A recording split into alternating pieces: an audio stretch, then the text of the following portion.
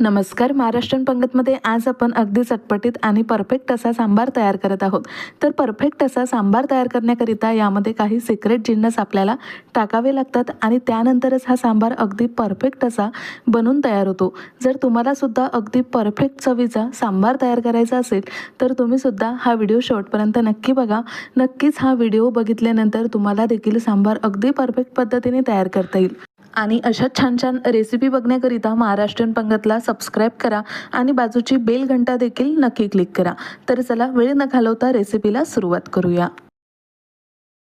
तर इथे परफेक्ट असा सांबार तयार करण्याकरिता मी इथे कुकरमध्ये सगळ्यात आधी 2 वाटी इतकी तुरीची डाळ घेतलेली आहे. आता ज्या वाटीने मी इथे तुरीची डाळ मोजून घेतली त्याच वाटीने 1 वाटी इतकी मसुरीची डाळ घेत आहे. आता आपला इथे पहिला सिक्रेट जिन्नस म्हणजे मसुरीची डाळ. तर सांबारामध्ये मसुरीची डाळ टाकल्यामुळे सांबार अगदी प्लेन व्हायला मदत होते, कारण मसुरीची डाळ ही तूर डाळीपेक्षा अगदी एकजीव शिजून तयार होते, त्यामुळे सांबार सुद्धा अगदी एकसंत व्हायला मदत होते. त्यानंतर आता मी इथे सगळ्यात आधी या डाळी स्वच्छ धुवून घेतल्या आणि त्यानंतर आता अर्धा किलोच्या प्रमाणामध्ये मी इथे छान असे लाल भडक आणि पिकलेली इथे मी इथे टोमॅटो घेतलेले आहे. टोमॅटो सुद्धा छान अगदी स्वच्छ धुवून घेतले आणि त्यानंतर याला अशा पद्धतीने कट करून यामध्ये आपल्याला टाकायचे आहे. यासोबतच एक छान बारीक कट केलेला कांदा सुद्धा आपल्याला यामध्ये टाकायचा आहे. आता यामध्ये आवश्यकतेनुसार पाणी घालून कुकरला झाकण लावून कुकरच्या 3 ते 4 शिट्ट्या आपल्याला काढून घ्यायच्या आहे आणि कुकर पूर्णपणे आपल्याला थंड करून घ्यायचा आहे. तर अशा पद्धतीने आपण इथे सगळ्यात आधी सांबाराची तयारी करून घेतलेली आहे. आता यानंतर इथे कुकर मी गॅसवर ठेवला. आता यानंतर आपल्याला दुसरी तयारी करायची आहे. तर आपला इथे दुसरा सिक्रेट जिन्नस म्हणजे आंबट चिंच. तर सगळ्यात आधी एका पातेल्यामध्ये ही चिंच आपल्याला घ्यायची आहे आणि यामध्ये अगदी थोडंफार पाणी घालून ही चिंच आपल्याला अगदी 5 मिनिटांकरिता शिजवून घ्यायची आहे. तर चिंच शिजायला खूप जास्त वेळ लागत नाही, अगदी 4 ते 5 मिनिटांमध्ये शिजून तयार होते. तर इथे चिंचसुद्धा छान शिजून झाली. त्यानंतर मी हिला थंड करून घेतली. आता यामध्ये अगदी थोडंसं पुन्हा मी पाणी घातलं आणि अशा पद्धतीने हिला हाताने छान चोळून घ्यायची आहे. तर अशा पद्धतीने ही सुद्धा आपण तयारी करून घेतलेली आहे. त्यानंतर आता इथे बघू शकता कुकर मी इथे पूर्णपणे छान थंड करून घेतला. आता इथे सगळ्यात आधी कुकरचं झाकण खोलल्यानंतर यामध्ये पाणी न टाकता अशा पद्धतीने याला रईने छान असं घोटून घ्यायचं आहे, म्हणजेच डाळ सुद्धा अगदी छान अशी बारीक व्हायला मदत होते. जर तुम्ही आधी पाणी टाकाल आणि जर नंतर तुम्ही रईने घोटाल तर डाळ इतकी बारीक होत नाही. त्यामुळे सगळ्यात आधी आपल्याला अशा पद्धतीने हे घोटून घ्यायचं आहे. त्यानंतर जे आपण चिंचेचं पाणी तयार केलेलं होतं ते सुद्धा अशा पद्धतीने चाळणीवर गाळून घ्यायचं आहे. तर सांबारामध्ये चिंच सुद्धा ॲड केल्यामुळे सांबार छान असा आंबट व्हायला मदत होते. त्यामुळे टोमॅटो जरी घातले असेल तरी सुद्धा आपल्याला आंबट चिंचेचं पाणी अशा पद्धतीने या सांबारामध्ये टाकून घ्यायचं आहे.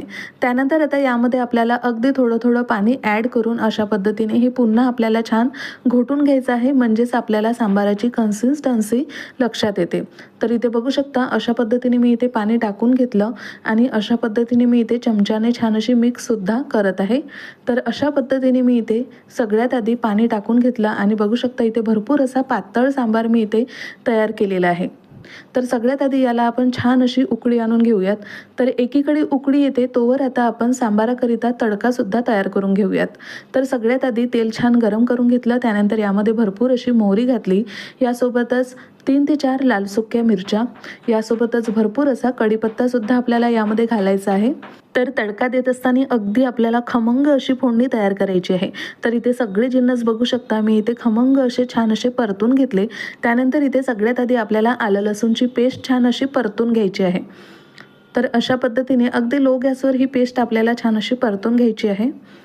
आता इथे हे सगळं छान परतून झाल्यानंतर यामध्ये मी इथे हळद घातली. त्यानंतर 3 ते 4 चमचे इतके धनिया पावडर आणि चवीनुसार मीठ. आता हे सगळं छान टाकून घेतलं. त्यानंतर मी इथे चवीनुसार मिरची पावडर देखील टाकून घेत आहे. आता हे पुन्हा आपण छान असं हलवून घेऊयात आणि याला छान असं शिजून घेऊयात. तर इथे तडका शिजवत असताना खूप जास्त मोठा गॅस करू नका, अगदी मध्यम गॅसवर हे आपल्याला 1 ते 2 मिनिट शिजून घ्यायचं आहे. आणि बघू शकता इथे तडका देखील छान शिजलेला आहे. आता गरमागरम तडका हा आपण उकडत्या सांबारावर टाकून घेणार आहोत. तर बघू शकता अगदी खमंग असा तडका इथे बसलेला आहे. आता इथे तडका दिल्यानंतर हा सांबार आपल्याला छान असा मिक्स करून घ्यायचा आहे आणि गॅस आपल्याला इथे सुरूच ठेवायचा आहे. तर अशा पद्धतीने छान असं मी इथे हे मिक्स करून घेत आहे आणि ते बघू शकता तडका दिल्यानंतर सांबाराला रंग देखील छान आलेला आहे।